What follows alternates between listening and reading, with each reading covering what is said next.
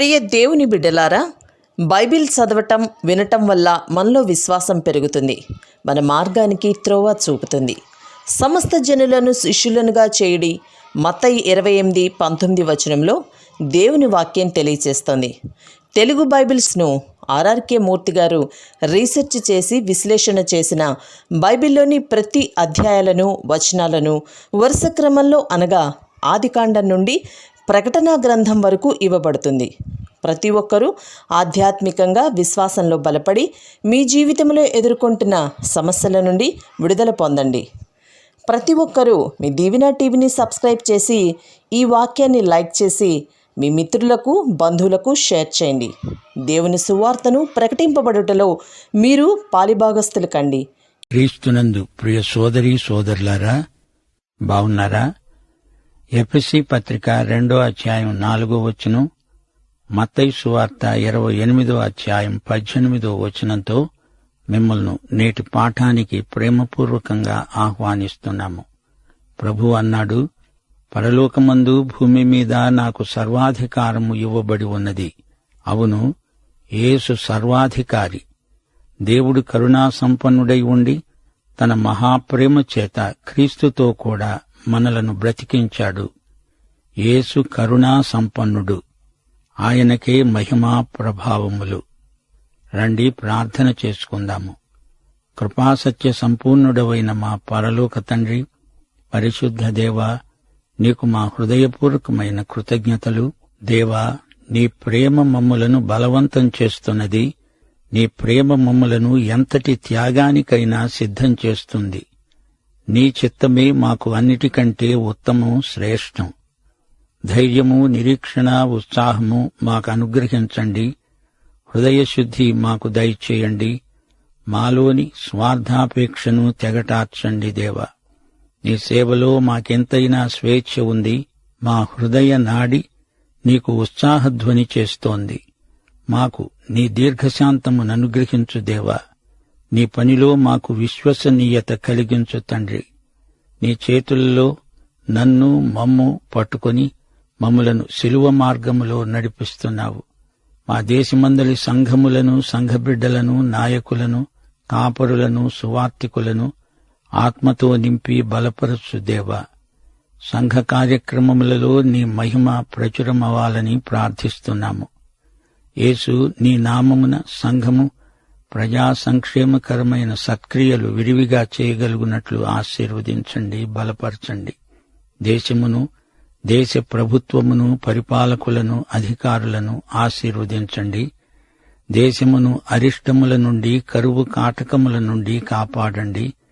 దేశ ప్రజల నైతిక ఆధ్యాత్మిక జీవితాలు పరోపకారమందు సార్థకమవ్వాలని వారందరి పక్షముగా విజ్ఞాపన చేస్తున్నాము. నేటి వాక్య అధ్యయన ఆశీర్వాదములు మాకందరికి మెండుగా దయచేయమని, సైతానీయమైన అంధకార క్రియలను లయపరచి దూరపరచుమని యేసుక్రీస్తు వారి దివ్యనామమున ప్రార్థిస్తున్నాము తండ్రి. ఆమేన్. ప్రియ శ్రోతలు, మీ బైబిళ్లు తెరవండి. ఈ రోజున మనం లూకా సువార్త 3వ అధ్యాయం అధ్యయనం చేయబోతున్నాము.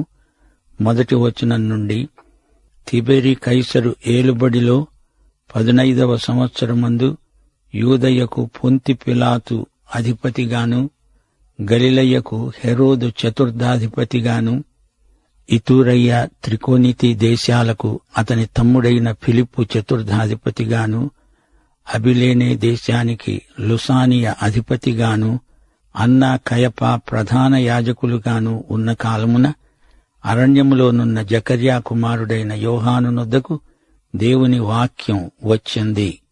సమకాలీన రాజకీయ పరిస్థితులను లూకా ఒక చరిత్రకారుడుగా పేర్కొంటున్నాడు. క్రీస్తు రాకడకు సిద్ధపాటుగా నైతిక సంస్కరణ ఉద్యమాన్ని యోహాను నిర్వహించాడు. దానికి నీటి బాప్తిస్మం ఒక సంకేతంగా ఉపకరించింది. క్రీస్తు ఇచ్చే ఆత్మ బాప్తిస్మంలో నిజమైన ఆంతరంగికమైన పరివర్తన అనుభవైక వేద్యమవుతుంది. యేసు మానవుడు, పరిపూర్ణ మానవుడు. లూకా యేసును నిష్కళంక పరిశుద్ధ వ్యక్తిగా ఎత్తిచూపుతున్నాడు. ఆదాము నుండి మానవ చరిత్రను తవ్వుకొస్తున్నాడు లూకా. మరియ కూడా దావీదు కుమారుడైన నాతాను ద్వారా దావీదు వంశీకురాలైంది. 1 దినవృత్తాంతములు 3వ అధ్యాయం 5వ వచనం, లూకాసు వార్త 3వ అధ్యాయం 31వ వచనం పోల్చి చూస్తే నాతాను పేరు బయటికొస్తుంది. ఆ ముగ్గురు వ్యక్తులు పేర్కొనబడ్డారు. కైసర్ ఔగుస్తు యేసు పుట్టినప్పుడు రోమా చక్రవర్తి. ఇప్పుడు తిబెరి కైసరున్నాడు. ఇతడు సాహసికుడు, క్రూరుడు, తెలివైనవాడు, ఉపాయశాలి. లోక విజేతనైపోవాలని కలలు కంటున్నాడు. అన్నా కయప ప్రధాన యాజకులు. 2 ప్రధాన యాజకులు ఎలా ఉన్నారు? రోమా ప్రభుత్వపు ఒత్తిడి యూదుల మతం మీద ఎలా పనిచేసిందో ఇక్కడ మనం గ్రహించగలం. అన్నాకు రాజకీయ అధికారముంది గాని కయప రోమా ప్రభుత్వ అభ్యర్థి. తండ్రిలాగా యోహాను ఒక యాజకుడవటానికి ఇష్టపడలేదు. మత వ్యవస్థ భ్రష్టుపట్టిపోయింది. యోహాను ప్రవక్త అయ్యాడు. యోహాను వ్యక్తిత్వం అలనాటి ఏలీయాను తలపింపచేస్తుంది. మెస్సియా రాబోతున్నాడని యోహాను ప్రజలకు జ్ఞాపకం చేస్తున్నాడు. తండ్రి యాజకుడు గాని దేవుడు యోహానును ప్రవక్త పరిచర్యకు నియమించాడు. 6వ వచనం వరకు అంతా ప్రవచనమే. అంతటా అతడు వచ్చి పాపక్షమాపణ నిమిత్తము మారు మనస్సు విషయమైన బాప్తిస్మము పొందాలని యొర్దాను నదీ ప్రదేశమందంతటా ప్రకటిస్తున్నాడు. ప్రభువు మార్గము సిద్ధపరచండి, ఆయన త్రోవలు సరళం చేయండి. ప్రతి పల్లము పూడ్చబడుతుంది, ప్రతి కొండ మెట్ట పల్లము చేయబడుతుంది. వంకర మార్గములు తిన్ననివవుతాయి, కరుకు మార్గాలు నున్నవి అవుతాయి. సకల శరీరులు దేవుని రక్షణ చూస్తారు అని అరణ్యములో కేకలు వేస్తున్న ఒక నిశ్శబ్దము అని ప్రవక్త అయిన యెషయా వాక్యముల గ్రంథమందు రాయబడినట్లు ఇది జరిగింది. శ్రోతలు వింటున్నారా? యోహాను మారుమనస్సు బాప్తిసం ప్రకటించాడు. ప్రవక్తల క్రమంలో ఈ యోహాను చివరివాడు. పాత నిబంధన కోవకు చెందిన ప్రవక్త. కొత్త నిబంధనలో అడుగుపెట్టాడు. కొద్ది పుటల్లో అలా కనిపించి అలా వెళ్లిపోయాడు. ఆయన భాష, ఆయన ధరించిన దుస్తులు నాగరికమైనవి కావు. మోటు మనిషి, అడవి మనిషిలాగా కనిపించాడు గాని అతడు దేవుని దృష్టిలో చాలా గొప్ప ప్రవక్త. ఆయన భోజనం కూడా అనాగరికమే గాని ఆయన ఎంతో గొప్ప హతసాక్షి. ఈ రోజుల్లో దేవుని తీర్పును ఎవరూ విననొల్లరు. ప్రసంగ వేదికల నుండి అందరికీ ఇష్టమైన ఇచ్చకపు మాటలే ఈ రోజున వినపడుతున్నాయి. శోచనీయం. బాప్తిస్మకుడైన యోహానులాగా ఎవడైనా సంఘ కాపరి మాట్లాడితే మరో ఆదివారానికి అతడక్కడ ఉండడు. శ్రోతలు వింటున్నారా? దేవుడు ఈ సందేశాన్ని ప్రకటించడానికి నాటి గొప్ప మతనాయకులలో ఎవరినీ వాడుకోలేదు. బాప్తిస్మకుడైన యోహానును దేవుడు వాడుకున్నాడు. ప్రవక్తలలో చిట్టచివరివాడు ఈ యోహాను. యెషయా ప్రవచనాలలో యోహాను పరిచర్య పేర్కొనబడింది. బాప్తిస్మకుడైన యోహాను ప్రవచనములలోని మహాప్రవక్త, నైతిక విప్లవ ప్రయోక్త. లూకాసు వార్త 3వ అధ్యాయం 7 నుండి 19వ వచనం వరకు యోహాను సేవ ఇక్కడ వివరించబడింది. యోహాను తన చేత బాప్తిస్మము పొందవచ్చిన జనసమూహములను చూచి అన్నాడు, సర్పసంతానమా, రాబోయే ఉగ్రతను తప్పించుకోవడానికి మీకు బుద్ధి చెప్పిన వాడెవడు? మారు మనసుకు తగిన ఫలాలు ఫలించండి. అబ్రహాము మాకు తండ్రి అని మీలో మీరు అనుకొన మొదలు పెట్టవద్దు. దేవుడు ఈ రాళ్ల వలన అబ్రహామునకు పిల్లలను పుట్టించగలడని మీతో చెబుతున్నాను. ఇప్పుడే గొడ్డలి చెట్ల వేరున ఉంచబడి ఉన్నది గనుక మంచి ఫలము ఫలించని ప్రతి చెట్టు నరకబడి అగ్నిలో వేయబడుతుంది. అందుకు జనులడిగారు, అలాగైతే మేము ఏమి చెయ్యాలి? అతడన్నాడు, 2 అంగీలు గలవాడు ఏమీ లేనివానికి ఇవ్వాలి. ఆహారము గలవాడు అలాగే చెయ్యాలి. సుంకరులు బాప్తిస్మము పొందగోరి వచ్చి అతణ్ణి అడిగారు, బోధకుడా, మేమేమి చేయాలి? అతడన్నాడు, మీకు నిర్ణయించబడిన దానికంటే ఎక్కువ తీసుకోవద్దు. సైనికులు అడిగారు, మేమేమి చెయ్యాలి? అందుకు అతడన్నాడు, ఎవరినీ బాధ పెట్టకుండా, ఎవరి మీద అపనింద వేయకుండా మీ జీతాలతో తృప్తి పొంది ఉండండి. యోహాను మారుమనస్సు ప్రబోధాలు చేశాడు. ఒకటి విడిచి మరొకటి చేపట్టటం మారుమనస్సు. రక్షించే విశ్వాసంలో మారుమనస్సు లేక పశ్చాత్తాపం ఒక భాగం. పాపము నుండి నీతిలోకి రావాలి. అప్పుడే కృప అంటే ఏమిటో ఎవరికైనా బోధపడుతుంది. యేసునందలి విశ్వాసానికి యేసు నుండి మనకు లభించేది కృప. ప్రభువైన యేసునందు విశ్వాసముంచు, అప్పుడు నీవు నీ ఇంటివారు రక్షించబడతారు. ఈ రక్షణలో నీ పశ్చాత్తాపం ఇమిడి ఉంది. అపొస్తలుల కార్యములు 16వ అధ్యాయం 31వ వచనం, లూకాసు వార్త 3వ అధ్యాయం 15వ వచనం నుండి. ప్రజలు కనిపెడుతూ ఇతడు క్రీస్తయి ఉన్నాడేమో అని అందరూ యోహానును గూర్చి తమ హృదయములలో ఆలోచించుకుంటూ ఉండగా యోహాను వారందరితో అన్నాడు, నేను నీళ్లతో మీకు బాప్తిస్మమిస్తున్నాను. అయితే నాకంటే శక్తిమంతుడొకడు వస్తున్నాడు. ఆయన చెప్పులవారును విప్పటానికి నేను పాత్రుడను కాను. ఆయన పరిశుద్ధాత్మలో శక్తితో మీకు బాప్తిస్మమిస్తాడు. ఆయన చేట ఆయన చేతిలో ఉన్నది. ఆయన తన కళ్లమును బాగా శుభ్రము చేసి తన కొట్టులో గోధుమలను పోసి ఆరని అగ్నితో పుట్టు కాల్చేస్తాడు. ఇదిగాక అతడు ఇంకా చాలా సంగతులు చెప్పి ప్రజలను హెచ్చరిస్తూ వారికి సువార్త ప్రకటిస్తూ ఉన్నాడు. శ్రోతలు వింటున్నారా? యోహాను ప్రకటించింది దేవుని తీర్పు. ఫలించని చెట్టు నరికివేయబడుతుంది. గొడ్డలి చెట్టు వేరు మీద ఉంది. ఫలించని ద్రాక్ష తీగె నరికివేయబడి అగ్నిలో వేయబడి మండిపోతుంది అన్నాడు ప్రభువు. స్వార్థం మంచిది కాదు. అపొస్తలుడైన పౌలు ఎఫెసీ పత్రిక 4వ అధ్యాయం 28వ వచనంలో అన్నాడు, దొంగిలేవాడు ఇక మీదట దొంగిలక అక్కరగలవానికి పంచిపెట్టడానికి వీలు కలిగే నిమిత్తము తన చేతులతో మంచి పని చేస్తూ కష్టపడాలి. సుంకరులు తమ పేరాశను మాని నీతిగా బ్రతకాలి. యోహాను ప్రబోధానికి ఫలితంగా సుంకరులు మారుమనస్సు చెందారు. మీ ఫలములే మీ నాణ్యతను తెలియచేస్తాయి. నీవు ఏ పని చేసినా, ఏ ఉద్యోగం వెలగబెట్టినా దానిలో నైతిక విలువలు ప్రవర్తిల్లకపోతే అది పాపం, శిక్షకు గురి అవుతుంది. జాగ్రత్త. ఇదే బాప్తిస్మకుని సందేశం. యోహాన్ అంటున్నాడు, నా సందేశంలో అంతా అయిపోలేదు. నా వెనుక వచ్చేవాడున్నాడు. నాది నీటి బాప్తిస్మము గాని రాబోయే ఆయన పరిశుద్ధాత్మ బాప్తిస్మమిస్తాడు. అవును శ్రోతలు, నాటి నుండి నేటి వరకు ఆయన బాప్తిస్మం పరిశుద్ధాత్మ బాప్తిస్మమే. అది ఆయన ఇస్తూనే ఉన్నాడు. రెండో రాకడలో అగ్ని బాప్తిస్మమిస్తాడు. అది తీర్పు. అగ్ని తీర్పును సూచిస్తుంది. ఆయన రెండవ రాకడలో ఈ తీర్పు అమలులోకి వస్తుంది. శ్రోతలు, పెంతెకొస్తున్నాడు అగ్ని నాలుకలు వచ్చాయి గదా అంటారా? అది అగ్ని నాలుకల వంటిది కాని అగ్ని కాదు. అగ్ని బాప్తిస్మం యేసు రెండో రాకడలోనే. అగ్నిజ్వాలల వంటి నాలుకలు పెంతెకొస్తు నాటి సన్నివేశం తెలిసిందా? 19-20 వచనాలు. చతుర్థాధిపతి అయిన హెరోదు చేసిన సకల దుష్కార్యముల నిమిత్తము, అతని సోదరుని భార్య అయిన హెరోదియ నిమిత్తము యోహాను అతణ్ణి గద్దించినందుకు అది వరకు తాను చేసినవన్నీ చాలవన్నట్లు అతడు యోహానును చెరసాలలో వేయించాడు. శ్రోతలు, యోహాను సేవ ఎంత గొప్పదో చూచారా? ప్రజలు మారుమనస్సుకు తగ్గ ఫలం ఫలించాలి, లేకపోతే తీర్పు తప్పదు. ఎంత ధైర్యం! యోహాను చెరసాల నిర్బంధంలో ఉన్నాడు.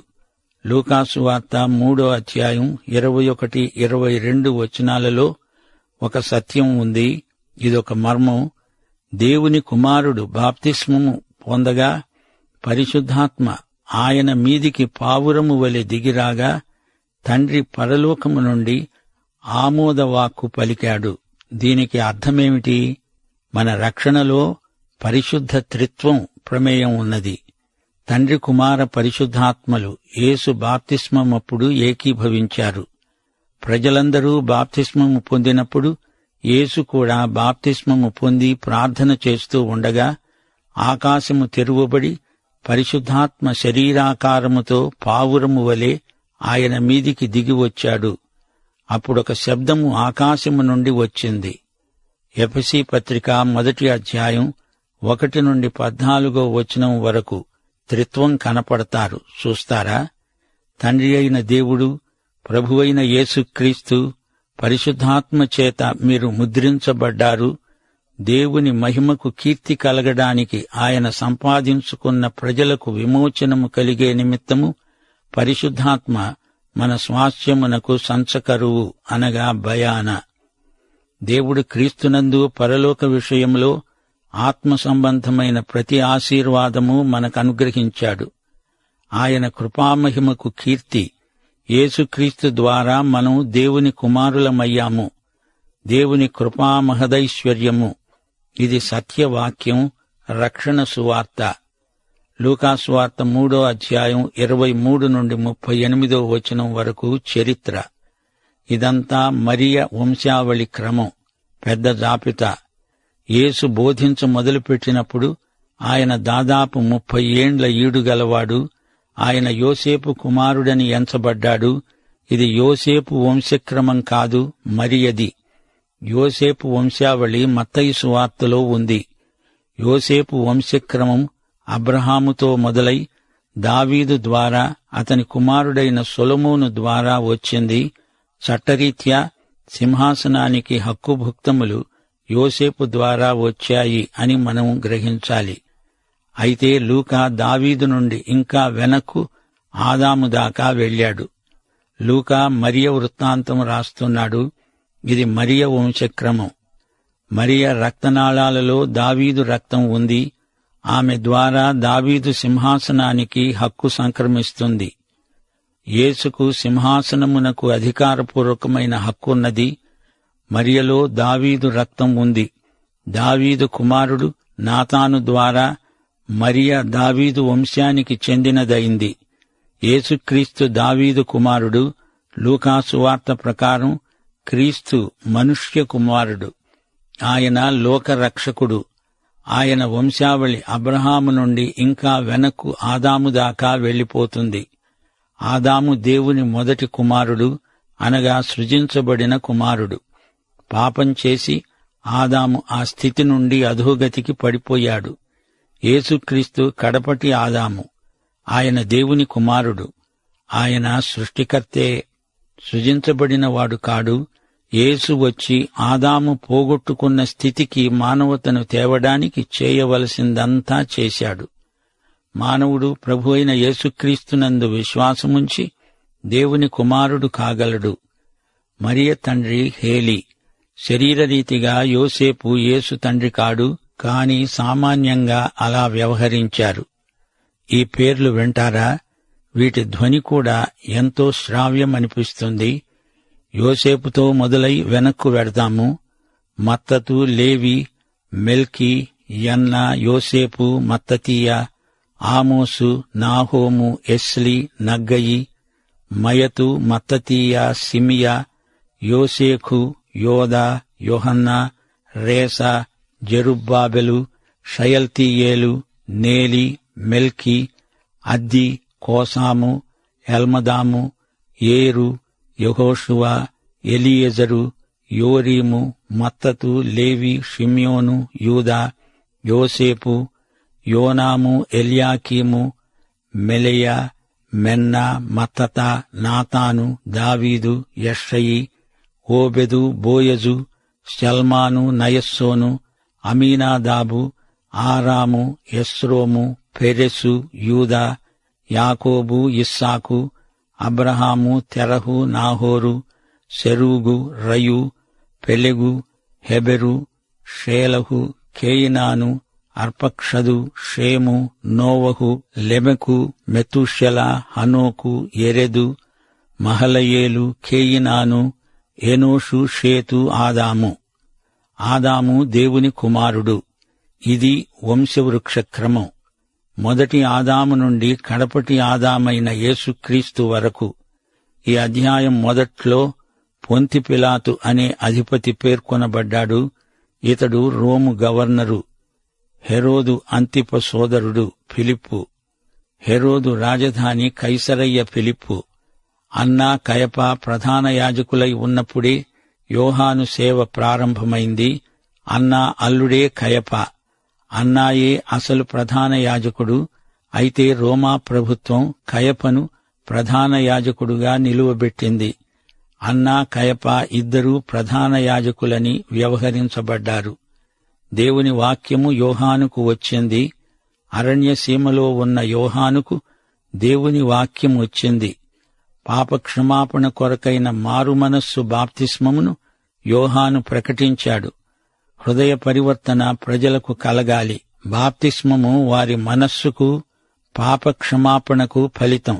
యోహాను యేసుకు ఆగమన దూత అయినట్లే యోహాను బాప్తిస్మం యేసు ఇవ్వబోయే ఆత్మ బాప్తిస్మానికి మార్గం సరళం చేసింది. యొర్దాను ప్రాంతాలలో ఏలియా సేవ చేశాడు.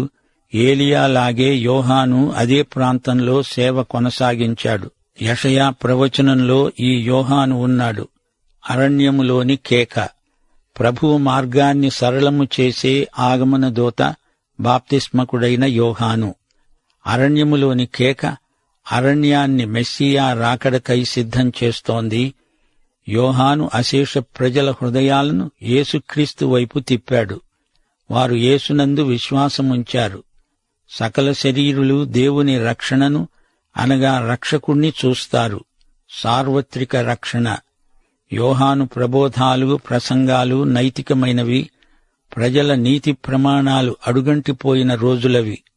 యాకోబు పత్రిక కూడా నైతిక ప్రబోధమే కదా.